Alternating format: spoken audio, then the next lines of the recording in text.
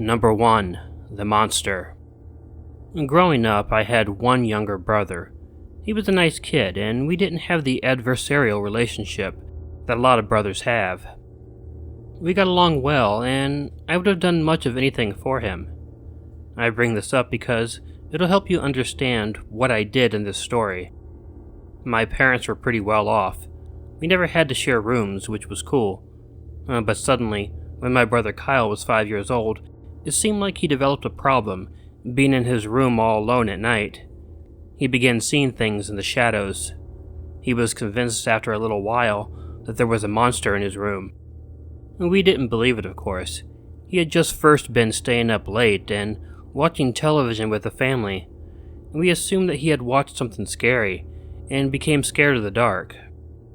So my parents did what most parents would do in this situation, and they bought him a nightlight. With a little bit of light in the room, they thought he would stop seeing the shadows, and that would be that. Well, obviously, that was not that. The very first night, after the nightlight, he then began claiming that the monster had moved into the closet. At first, my parents thought it would be a good idea to just leave the closet door open all night. However, Kyle did not like that idea at all.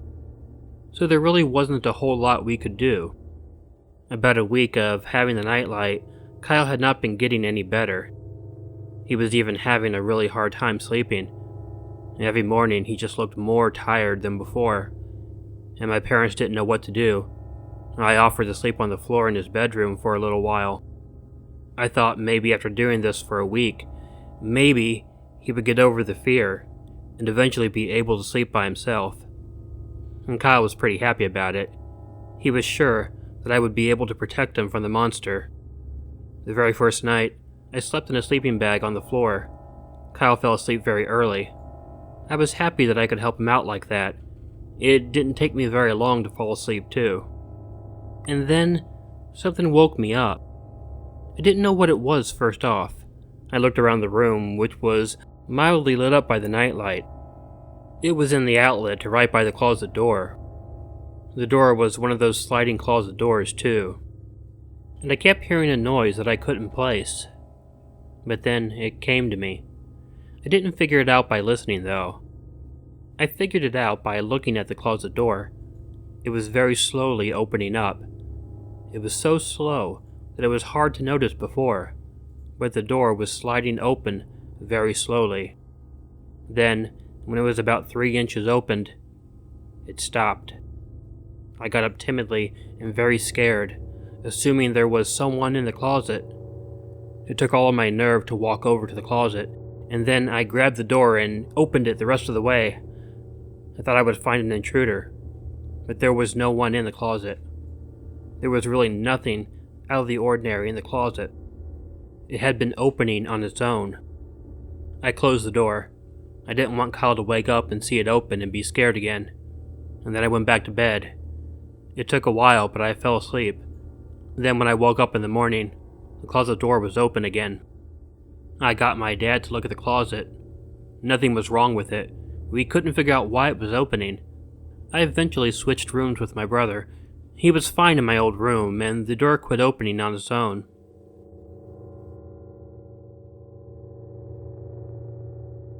Number 2. In bed. I know it's a cliche to say that I don't believe in ghosts before I tell you a story, which is obviously going to be a ghost story, but I really didn't. Now, I wasn't one of those people who go around and spend much time trying to debunk the paranormal or anything. I rarely even talked about the subject. I just simply didn't believe in them. I think it was my disbelief in the paranormal that probably keeps me from assuming what was going on in my house was a haunting. I dismissed a lot of things as just my imagination, but it became harder to do that after a while.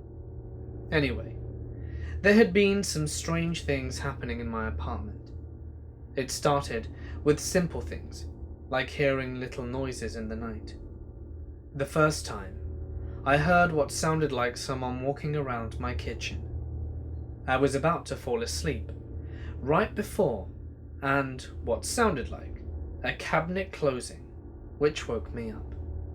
So I jump up in bed, freaked out, and I grabbed a hockey stick I had and crept into the kitchen. No one was in there, nor was there anyone else in my apartment at all. I chalked it up to either imagination or a dream, and then I went back to bed. The following event, I had another happening right before I was going to sleep. It wasn't in the kitchen this time though. It was in the hallway, on the other side of the apartment, leading into the living room.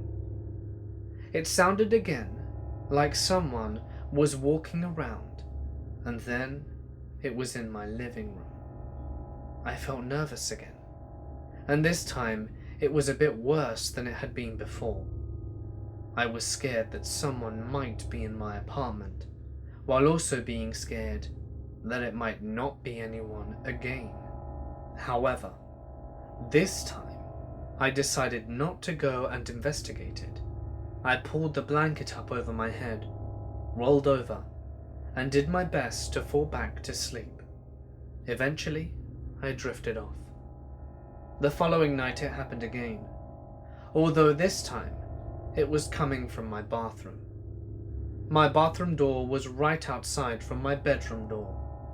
I hate having closed doors, so I always left it open.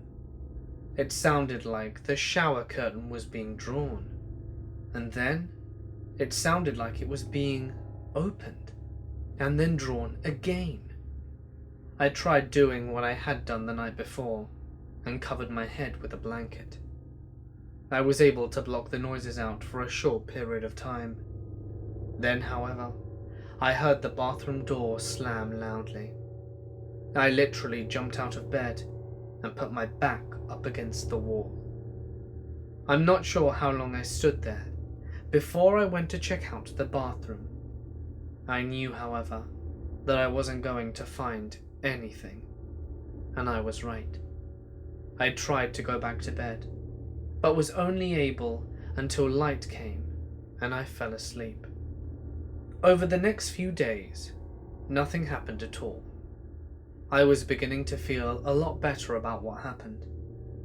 I think I was beginning to rationalize it in some way. Perhaps I was just really tired. Perhaps memory is really strange and I am not remembering things like they really happened. Maybe I dreamt it all. I was feeling good about a week after the last incident. I had a long night of work and then went to the gym afterwards. When I got home, I was so exhausted that I took a shower and then got right into bed. I knew I was about to fall asleep rather quickly. "I'm in your bedroom," I heard an unknown male voice say to me. It was like he was standing right behind me. I froze, never more scared in my entire life. I didn't want to turn around, and I tried delaying doing it as long as I could. However, eventually, I did force myself to turn around.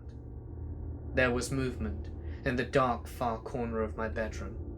Shocked, I turned on my lamp, only to reveal that there was no one else in the room at all. I left the light on, and it was the only way I was able to get any sleep. It took forever though. For weeks afterwards, I had problems turning the lights out, so slept with every light on every night. After about 3 weeks, I was finally able to sleep normally with the lights off, and none of the strange events of that night ever happened again.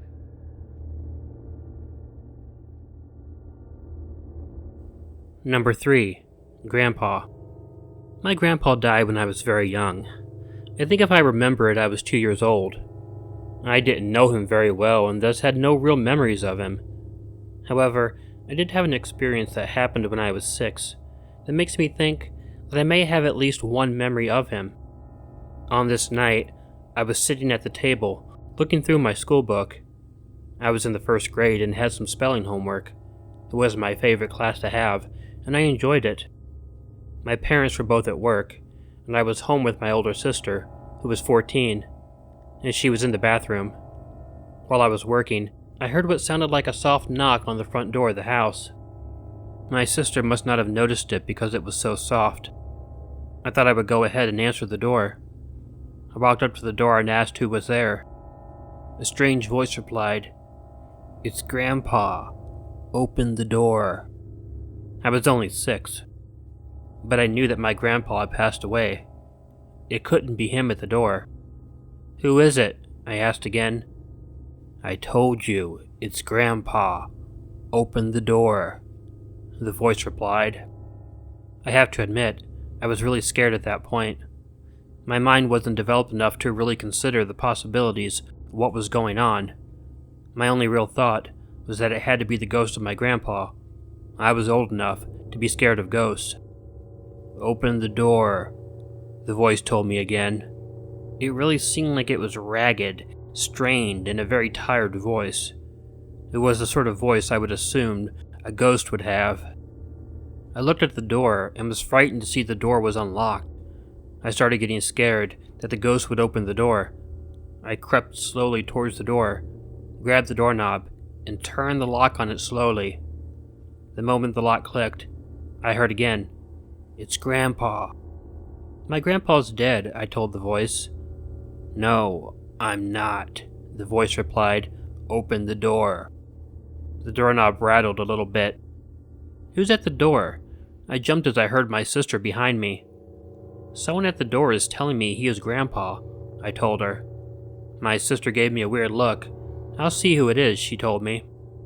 I braced myself and prepared for the ghost to get in the house. My sister opened the door, and she walked out onto the front porch. I heard her yell, "Hello," a few times, and then she came back in. "There's no one out there," she told me. She closed the door and walked into the living room.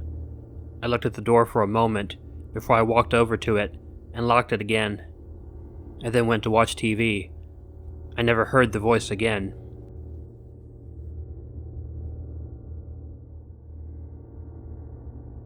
Number 4. The floor. I moved into this decent house about 5 years before this incident. It was an old house that had been seriously remodeled. I liked the way that it looked, and the rent was very fair, so I moved into it and was pretty happy. I guess the person who renovated the house did not really do a good job on it, as I had assumed at first. The main bathroom, and the only one with a shower on it, did not have a fan installed. I really didn't think much about it at first. As far as I knew, the fan was just something that kept the room from smelling. I felt foolish now, and definitely know why the bathrooms have fans. I take hot showers, very hot showers, and over the years the floor began getting weaker and weaker. I guess I didn't think much about it at first. It was a linoleum floor, and after a period of time, I was able to feel it beginning to sing in between the beams, and that did begin to worry me. However, I just assumed I could walk on it, because there had to be an insulation or wood or something between the beams that kept the floor level. Plus, I really didn't like to bother the landlord, because he was just a nice guy that I didn't want to bother. Plus, I really enjoyed having my privacy, and didn't really like it when other people were in my house. Well, the floor just kept getting worse, and one day I was watching a movie and decided to have a few glasses of wine. So after a couple, I wasn't drunk, but I was a bit unstable. When I had to go and pee, I stumbled just a bit. I walked into the bathroom, did my thing, and was on my way out. Rather than stepping on the beams, I stumbled, and my foot fell directly on the area between two beams. The linoleum ruptured, and I fell into the floor. It was just one leg, so I didn't fall under the house. It was a bit in pain, but I was able to pull myself out of the hole. The problem now was that I had a really big hole in the floor of my bathroom. I was embarrassed and upset at what happened next, but I didn't want to call the landlord about it, as I was afraid he would be upset with me. So, I did nothing. I had 2 bathrooms in the house, and for the most part, I just used the other one and only showered in the main bathroom. Even then, I continued to do a good job at not stepping on the bad parts or in the hole. The main bathroom was adjacent to my bedroom. I'm generally a pretty sound sleeper and rarely get up to use the bathroom in the middle of the night. However, one night, I must have had too much water or something, because I woke up at 2 a.m. and really had to pee. Although I try not to use the main bathroom, I didn't want to walk all the way to the other one. So, I walked into the bathroom, flipped on the light, and stood in front of the toilet. As I was peeing, something caught my eye and forced me to look into the hole. When I looked down, I saw a man's face watching me from the crawl space of my house. He was lying on his back in the crawl space, right under the hole in the floor. He was watching me pee with a smirk on his face. In shock, I yelled and jumped back.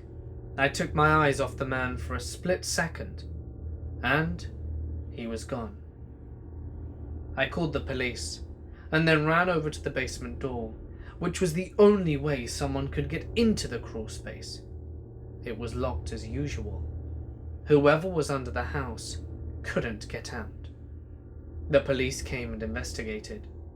They found no one under my house. They found no evidence of a break-in, and there was no explanation.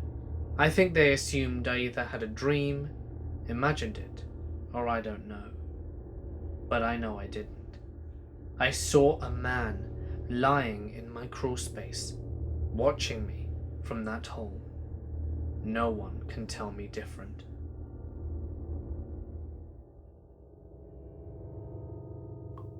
Number 5. The Weird Kid. This happened back when I was in the 4th grade. I originally was the type of student who liked to be in the front, but I noticed after a few days that there was a kid I really didn't know, sitting all the way in the back of the room. He never participated in class. If the teacher called on him, he would simply look at the teacher for a moment, shake his head, and go back to staring forward. Well, it wasn't really staring forward. He was staring towards the front of the room, but closer to the left corner of the room, and he just watched. The kid got a lot of crap from some bullies in the room. They used to make fun of him, call him names, and imply he was mentally slow or something, but he really never acknowledged them. I was feeling sorry for the kid, and thought maybe he just needed a friend. So I went and took the desk that was next to him one day. I reached out to the kid, tried to make small talk. I don't remember his name, but I can remember the look on his face. It was blank. It seemed like he was staring at the wall and through the wall. I tried to introduce myself, but he didn't acknowledge me. Whenever there was classwork to do, he would do it, but he never talked to anyone. He didn't talk to me. I once asked him for a sheet of paper, because I claimed to be out. I was not out, and he handed me one without even looking at me. After about a week, I really gave up on the kid. I tried everything I could do to reach out to him, but nothing helped. I just gave up. Maybe he just didn't want to have a friend. I remained sitting in the back, though. There was one day, about 2 weeks after I'd moved to the back of the room, where it was storming pretty bad outside. I was doing some work when the lunch bell rang. I had a lunchbox and decided to eat in the room while doing work. Everyone else left. While I was sitting there was movement that caught the corner of my eye. Lifting my head, I jumped in shock when I saw a man in the room. He was dressed in a trench coat and had a hat pulled over part of his face.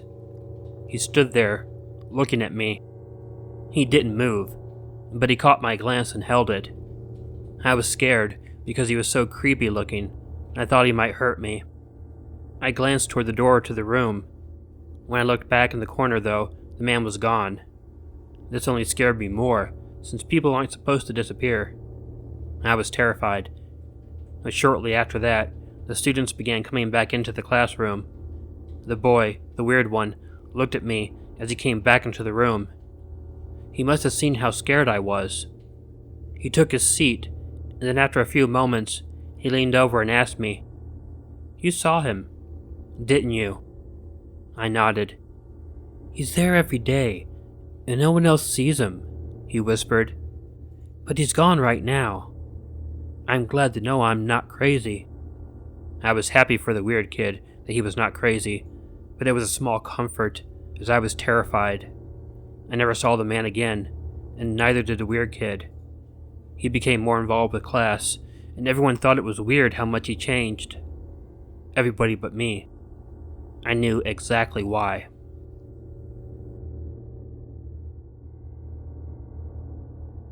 Number 6. Grandma's house. I always went with my parents to my grandma's house several times a year. She lived in a really beautiful house in the country. It was a big house on top of a hill. It was surrounded by tons of forest, and during the fall, I still had not seen anything more beautiful than it. When I was 12, I had a very freaky experience at the house. My family always drove to her house, and the drive took all day. By the time we got to the house, it was always about 1 or 2 in the morning. I was exhausted by being in the car the whole day. I had fallen asleep in the car. When we arrived so early in the morning this time, I recall my mom waking me up in the back seat. I very warily woke up and was able to get out of the car, stumble into the house, and get into the bedroom at the back of the house. The house was heated by a stove, so it was a bit cold in the room, but the bed had a huge quilt on it. I covered it up and turned out the lights, ready to go to bed. I know I drifted off for a few moments, but for some reason, I opened up my eyes. I realized that I had heard a tapping sound. I turned and looked over at the window, where it appeared the tapping was coming from. I froze as I saw the ugliest hag that I had ever seen in my entire life at the window. The woman was nasty looking. Her hair was grey and matted, and she was dirty as I had ever seen a person. She was missing an eye. She was tapping right on the window with her long, bony finger. I screamed, just like anyone would have. Quickly, my dad ran into the room and turned the lights on. He asked what was wrong. I pointed to the window and told him about the old woman, but when he looked, there was no one there.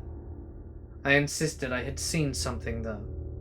He went out of the house and checked around, but was unable to find anything. He assured me that if anyone were there, that they were long gone by then. It was difficult, but I was finally able to go to sleep. The following day, after my parents had gone to the store, I was alone with my grandma. She told me that she had seen the old woman before too, but every time she appeared, tapping on the back window, she would be gone before anyone else saw her. She was happy that I had seen her too. She told me it was probably a ghost, as the woman had been appearing for years, and always looked exactly like she did each time.